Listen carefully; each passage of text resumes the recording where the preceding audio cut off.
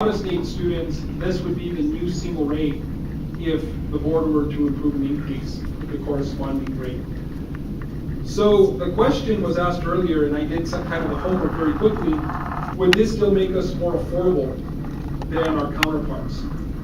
So if you take the general tuition and fees of all of our counterparts, well, not necessarily our counterparts because I have UNM and State in here, this is exactly what they're paying now. New Mexico State University students pay $247 now. This doesn't take into account the 2.5% increase they just added. UNM pays $214. New Mexico Highlands pays $187 currently. Eastern pays $212. And Western is the most expensive of all the comprehensives at $237. And keeping in mind that these institutions, these figures don't include what the other institutions are looking at in terms of tuition increase. So if you were to ask me, again. Does that include, that's just cost of tuition, but doesn't include fees? No, that's just tuition and general fees. It does not include course-specific fees. Right. So if at Highlands, Eastern, or Western, they have a lab fee of $75, then it goes up by that. Okay, so this is just tuition and general fees. Okay. Now, if you were to ask me again, would we still be the most affordable if we were to raise tuition by 7.5% or even 8%? I would say that yes, we would, because if you were to raise it 8.5%, our new rate per credit hour would be $185, and Highlands is already at $187. So even if they were not to raise tuition at all, it would still be cheaper. But keep in mind that our rate of $185 would include all fees, meaning that they wouldn't pay any more fees on top of that, okay?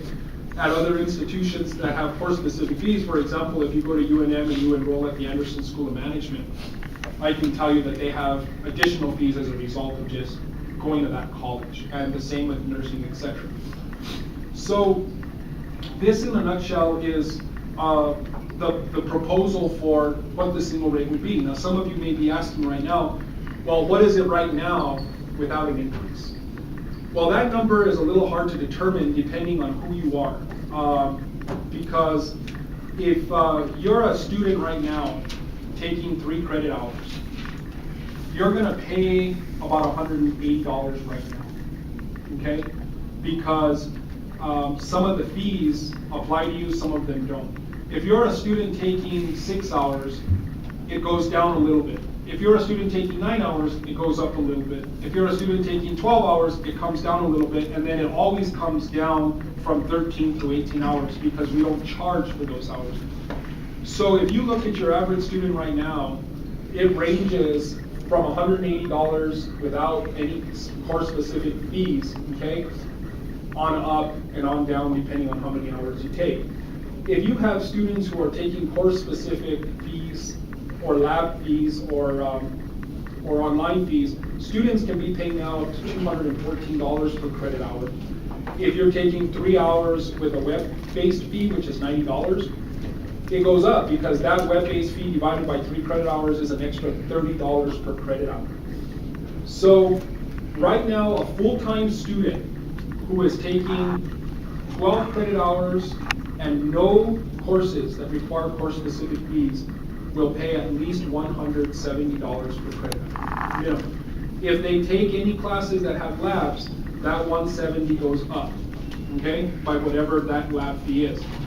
So if you look at these numbers below, okay, the range from a 5% increase to a 10% increase is anywhere from $10 to $19 more per credit hour, okay, for what we would identify as being the base cost for a full-time student without course-specific fees. Now, in addition to that, we had talked for a number of months about the possibility of locking students in, okay, meaning that if you decide to raise tuition and lock it in at one rate, students who meet a criteria would not ever be subject to a tuition increase in the future, okay, should you raise it again. So we wanted to show you what the cost implications of that would be moving forward if enrollment were to pretty much stay flat, okay? So let's just say, for example, that the board decides we're gonna lock in a rate of $180, okay? And we would probably encourage that there's no sense that it would either just be 180 flat, so, but this is exact numbers. If you were in the future going to say, well, we're gonna apply a 3% increase for new students, the ones who would get locked in, all right, would be those students, for example, who are enrolled in 12 credit hours or more. The cost would be about $56,000, meaning that the students that are locked in wouldn't have to pay that new increase, and the difference between that would be $56,000. And you'll see here, this table basically tells you, it's like a multiplication table. If you were to lock students in at 185 and in the future raise it 9%, this number right here would be, you know, basically the cost of that proposal. So it just depends on how much you were to raise in the future. Okay, How did, stop. go ahead. Okay, so you would lock in for a student that had 12 hours or more. Those are the ones that are actually probably getting,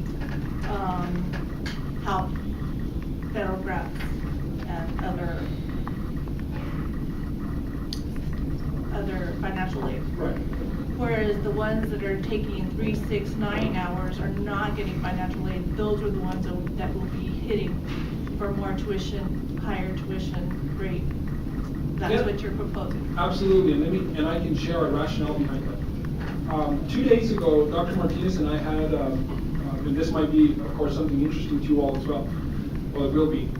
We had a meeting with the Secretary and Deputy Secretary for the Higher Education Department on this model, because we wanted to be sure that if the question arose, does this fly in the face of any law or statute, that we had done our due diligence. And a year and a half ago, when we started doing this, Secretary Garcia, administration at the time, didn't have any issues with it. But we wanted to make sure that now with Secretary Gamron, that they too weren't going to have any issues on it. And as it turns out, yesterday they called and said, we don't have any issues with what you're doing.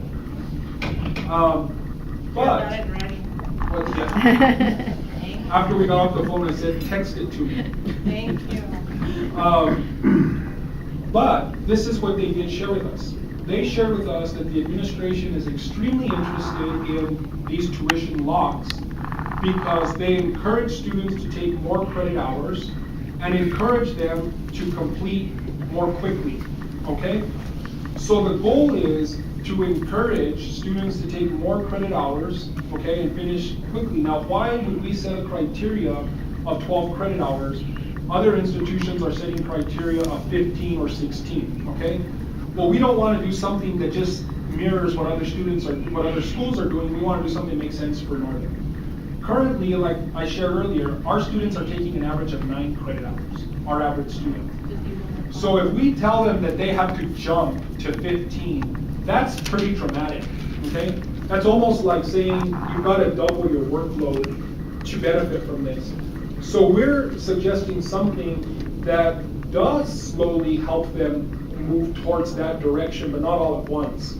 So our goal would be is to increase the average course load from 9 to 12 over a period of time. And I think it's important to recognize that by doing so, we align ourselves with the funding formula that's been adopted by the state and is going to be more, that task force is meeting on the 1st of May again, and they're going to discuss, you know, what kinds of changes may be made in the formula for next year. We're starting already.